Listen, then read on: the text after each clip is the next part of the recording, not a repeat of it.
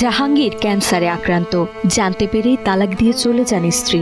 এখন একমাত্র সন্তানকে বাঁচাতে মানুষের দাঁড়ে দাঁড়ে ভিক্ষা করছেন বৃদ্ধা মা আসিয়া বেওয়া। এই বয়সে এসেও পরম মমতায় আগলে রাখছেন সন্তানকে। ক্যান্সার ধরা পড়ছে, আমি বহুই চেষ্টা করতেছি, ছেলে মেয়ে বউ সবাই ফাইলে ফিরে গেছে, আমি মা ফালা পাইতেছি না। আমি তো অত দোয়ার দুয়ার আমি যাইতেছি, আমার সর্বল শরীর বিষ হয়ে আছে। জাহাঙ্গীরের অবস্থা এতটাই করুণ যে শরীর থেকে খসে পড়ছে মাংসপিণ্ড। অর্থাভাবে চিকিৎসা না হওয়ায় পলিথিন দিয়ে পেট বেঁধে রেখে কোনো রকমে বাঁচার লড়াই চালিয়ে যাচ্ছেন তিনি। কয়েক বছর আগেও সুস্থ স্বাভাবিকভাবে দিনমজুরের কাজ করে সংসার চালাতেন সিরাজগঞ্জ জেলার তাড়াশ উপজেলার দেশিগ্রাম এলাকার জাহাঙ্গীর আলম। একসময় তীব্র পেট ব্যথায় অসুস্থ হয়ে পড়লে একাধিক পরীক্ষা নিরীক্ষার পর চিকিৎসকেরা জানান তিনি লিভার ক্যান্সারে আক্রান্ত। আগে খুব ভালো আছিল, তাই কর্ম করে খাইছে, গাড়ি ঘোড়া চালাইছে, কিন্তু তার হঠাৎ করে ক্যান্সার ধরা পড়ছে পুরে, তাই এখন অসুস্থ হয়ে গেছে। তাকে দেখার মতো কেউ নাই,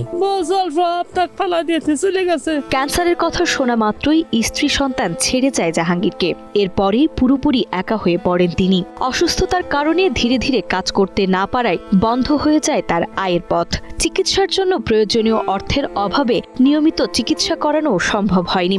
দীর্ঘদিন চিকিৎসা বঞ্চিত থাকায় 1.5 বছরের বেশি সময় ধরে তার শারীরিক অবস্থা ক্রমেই অবনতি হচ্ছে। বর্তমানে তিনি কার্যত মৃত্যুর সঙ্গে লড়াই করছেন। গ্রামের দু এক পয়সা যাইবার দিতেছে, দু একজন যতটুকু পারতেছে এতটুকু ওই ওষুধ নিয়ে এসে খাইতেছি। খাওয়ার পরে মনে হয় যে ওই আবার ফুরিয়ে যায়, আর নিয়ে আসতে পারি না। ছেলের চিকিৎসা করাতে গিয়ে শেষ সম্বল বসত ভিটা বিক্রি করতে বাধ্য হন তার বৃদ্ধা মা আসিয়া বেওয়া। এখন তিনি সরকারি খাস জমিতে একটি জরাজীর্ণ ঘরে ক্যান্সার আক্রান্ত ছেলেকে নিয়ে মানবেতর জীবনযাপন করছেন। সন্তানের চিকিৎসার আশায় বয়স ও অসুস্থতা উপেক্ষা করে গ্রামে গ্রামে মানুষের দাঁড়ে দাঁড়ে ঘুরে সহায়তা সংগ্রহ করছেন এই বৃদ্ধা মা। এটা সরকারের জায়গায় থাকতেছি, যখন তখন সরকার ইচ্ছা করলে তুলে দিতে পারে। চিকিৎসা মনে হয় অনেক টাকা লাগতেছে, কিন্তু আমার সমর্থন নাই। আমার সমর্থন না থাকার কারণে আমি আজ ক্যান্সারে ভুগতেছি।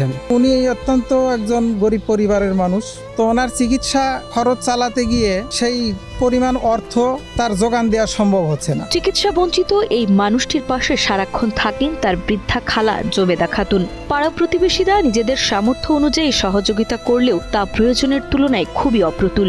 স্থানীয়দের মতে জরুরি ভিত্তিতে সরকারি ও বিত্তবান মানুষের সহায়তা না মিললে জাহাঙ্গীর আলমের জীবন বাঁচানো কঠিন হয়ে পড়বে। সময়মতো চিকিৎসা নিশ্চিত করা গেলে হয়তো বেঁচে যেতে পারে একটি জীবন।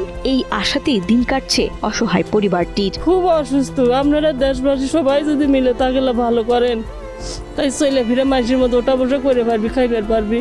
আমি জান ভিক্ষা চাই আপনার কাছে, আপনারা যেটুকু সাহায্য করবেন এটা আমার অনেক উপকার লাগে। আমিও তো দেশের জন্য বাঁচতে চাই। একজন স্বাভাবিক মানুষ হিসেবে যেন উনি আবার এই পৃথিবীতে বেঁচে থাকতে পারে এবং তার সংসারটাকে যেন উনি চালাতে পারে, সেই ব্যবস্থা যদি একটু করে দেন তাহলে এই পরিবারটা উপকৃত হতো।